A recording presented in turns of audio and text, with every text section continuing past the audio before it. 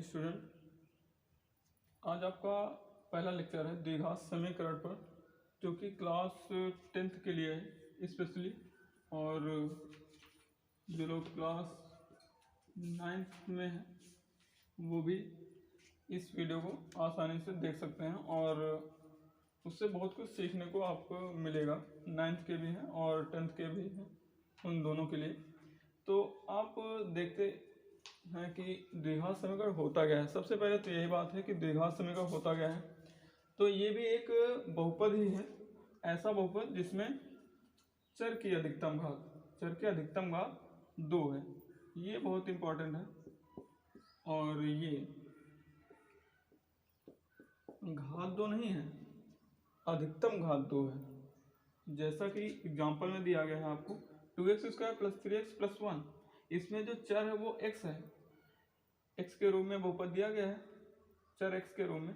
तो x की जो अधिकतम घात है वो 2 हो, तभी वो बहुपद द्विघात बहुपद कहलाएगा या फिर द्विघात समीकरण कहलाएंगे। इसके बाद इसमें भी घात 2 है, ये भी द्विघात समीकरण है। इसमें भी घात 2 है अधिकतम, ये भी द्विघात बहुपद के एग्जाम्पल हैं ये। इसके बाद आप देखेंगे द्विघात बहुपद जो है, द्विघात समीकरण, इसका मानक रूप क्या होता है। मानक रूप जो होता है ax² + bx + c। अब abc क्या है, इसके लिए आप देख पा रहे होंगे कि abc जो है वो पूर्णांक है। इतनी बात सभी को क्लियर हुई।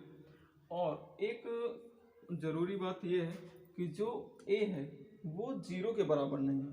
पूर्णांक आपने देखा, पूर्णांक क्या होते हैं,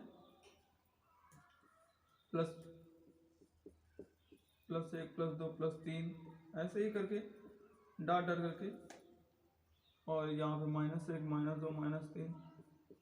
कुल मिला के पूर्णांक वो संख्या है जो धनात्मक और ऋणात्मक दोनों हो सकते हैं। और यहाँ पे लेकिन कंडीशन ये है कि जो a का मान है वो 0 के बराबर नहीं हो सकता। बस इतनी सी बात है। मानक रूप क्या होता है ax² + bx + c हो जाएगा। अब बात आती है कि द्विघात समीकरण के मूल कैसे ज्ञात करते हैं। एक बात तो कंफर्म कर लीजिए कि अगर अधिकतम घात 2 है तो मूल 2 ही आएंगे, और अधिकतम घात अगर 1 है तो मूल 1 आएगा। तो वो दूसरा टॉपिक है रैखिक समीकरण, वो आगे अभी आपको बताया जाएगा।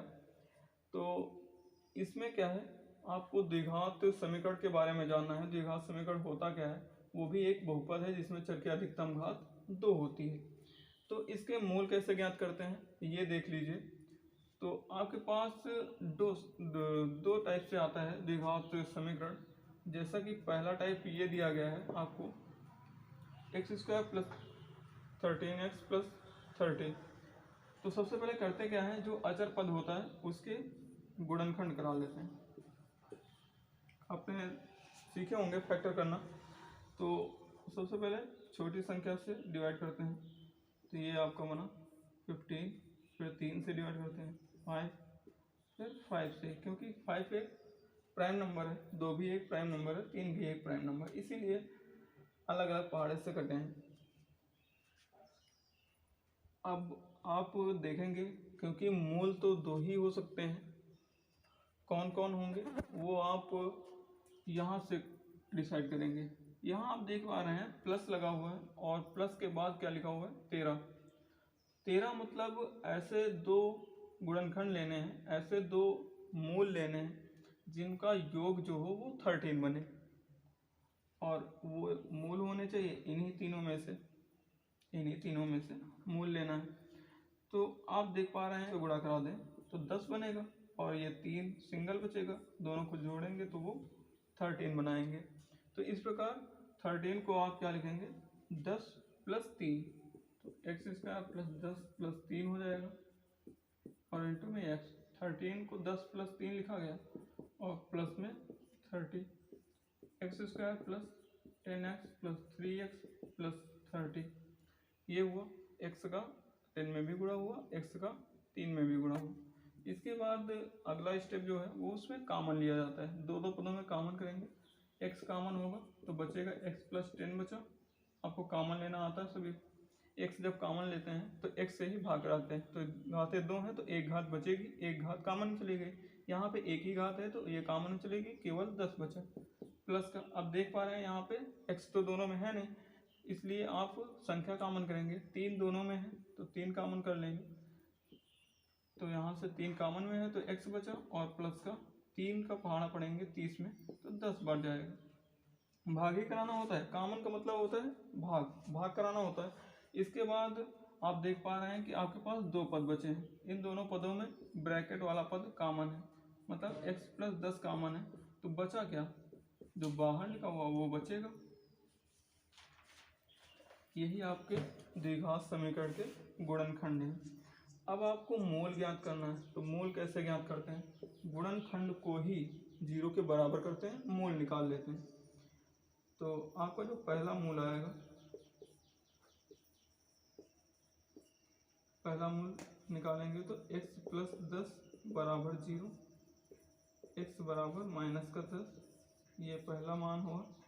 और दूसरा मूल जब निकालेंगे, मूल कहें या शून्य कहें बात एक ही है, x प्लस 3 बराबर 0, तो यहाँ से x बराबर माइनस का 3 आए, तो आपके 2 मूल आ जाएंगे। यहाँ से x के 2 मूल आए हैं, क्योंकि द्विघात समीकरण आपसे बताया गया पहले ही, जितनी अधिकतम घात होगी उतने ही मूल प्राप्त होंगे, उतने ही शून्य कहें या मूल बात एक ही होता है, इंग्लिश में रूट कहते हैं। तो देख लीजिए x प्लस 10 x प्लस 3 बना, पहला मूल निकालेंगे तो x प्लस 10 बराबर 0, तो x बराबर माइनस 3 आ जाएगा। दूसरा मूल दूसरे गुणनखंड को बराबर करेंगे 0 के, तो यहाँ से x का मान माइनस 3 आ जाएगा। आई होप सभी को इस क्लास से सीखने को मिला होगा बहुत कुछ। तो इसी प्रकार आप जुड़े रहिए इस क्लास से, और डेली लगभग 1 या 2 वीडियो आपके लिए बनाए जाएंगे और उनको अपलोड किया जाएगा। तो आई होप आप सभी को समझ में आया होगा। अच्छे से आप नोट्स भी बना सकते हैं इससे। देखिए मैथ में ज़्यादा तो कुछ लिखना नहीं होता है, बस फैक्ट ही लिखने होते हैं, इसलिए बहुत ज़्यादा कुछ नहीं लिखाते हैं हम, केवल फैक्ट की ही बात करते हैं। जो आपका कॉन्सेप्ट है उसकी बात करते हैं, फालतू इतिहास लिखाने का कोई मतलब नहीं। और आप इस चैनल को सब्सक्राइब करें और लाइक करें, और सभी को शुभकामनाएं हैं, ताकि आप बेहतर तैयारी करें और अच्छे से अच्छा आप स्कोर करें बोर्ड में। ठीक है, उसमें 2 टाइप से क्वेश्चन बनते हैं, एक तो सीधे बनता है कि मूल ज्ञात कर लीजिए, एक बनता है पूर्ण वर्ग बना के मूल ज्ञात करिए, एक होता है सूत्र द्वारा आपको धाराचार विधि बताई जाएगी अगले सेशन में, और एक होता है कि अगर द्विघात समीकरण है तो आप पहचानेंगे कैसे द्विघात समीकरण है या नहीं, तो उसको भी देख लेते हैं। द्विघात समीकरण आप पहचानेंगे कैसे, देखते हैं द्विघात समीकरण पहचानना।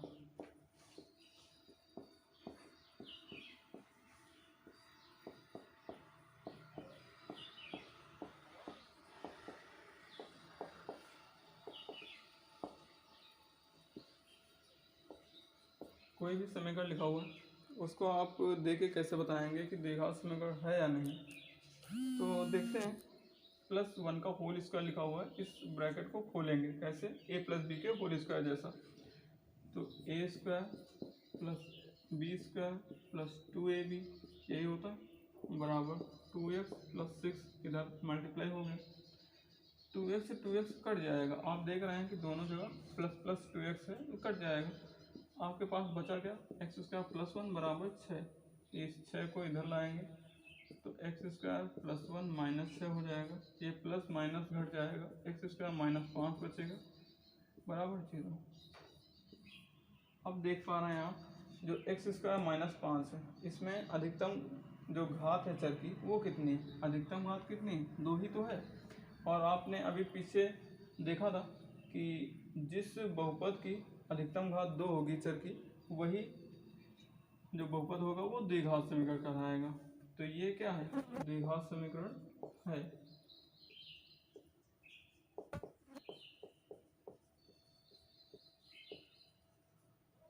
तो इस प्रकार आप पहचान सकते हैं कि द्विघात समीकरण है या नहीं।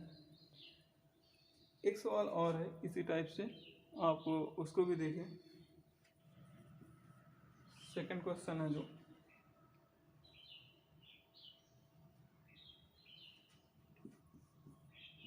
स्क्वायर प्लस 3x प्लस 1 बराबर x प्लस 2 का होल स्क्वायर, ऐसा लिखा हुआ है। देखिए आप देख पा रहे हैं ये तो सरल रूप में लिखा गया है x square plus 3x plus 1। इससे ज़्यादा सरल क्या करेंगे, अब इसको सरल करेंगे। a प्लस बी का होल स्क्वायर क्या होता है, A square plus B square plus 2, A की जगह x बी की जगह 2। इसको हल करेंगे, एक्स स्क्वायर प्लस 4 बनेगा, ये 4x बना, यहाँ पे x square plus 3x plus 1 बना, ये कैंसिल हुआ, एक्स स्क्वायर 3x इधर आएगा, 4x माइनस 3x हो जाएगा, 1 इधर आएगा, प्लस का 4 माइनस 1 बनेगा, बराबर में इधर 0 हो जाएगा। 4x में 3x से घटाएंगे तो x बचेगा, प्लस का 4 में 1 घटाएंगे तो आपका 3 आ जाएगा। तो यहाँ से जो इक्वेशन बची है वो क्या है, x प्लस 3 बराबर 0। यहाँ पे जो चर है वो x है, इसकी अधिकतम घात कितनी है, कुछ नहीं तो 1 है ना। लेकिन आपने देखा कि द्विघात समीकरण वही होगा जिसमें चर की अधिकतम घात 2 होगी। तो ये जो बहुपद रहेगा यह द्विघात समीकरण नहीं रहेगा।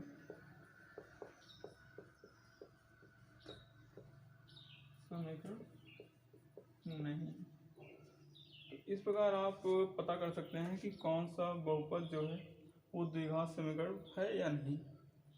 तो आई होप सभी को अच्छे से समझ में आया होगा।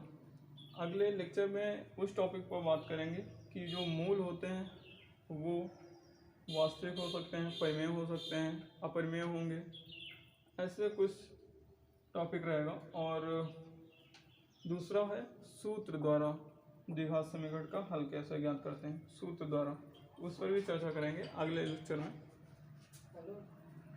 ओके, धन्यवाद सभी को, और इस चैनल को सब्सक्राइब करें और लाइक करें। आपका सपोर्ट मिलेगा तो और भी अच्छी क्लासें आपको प्रोवाइड की जाएंगी और भी बेहतर तरीके से। तो धन्यवाद सभी का।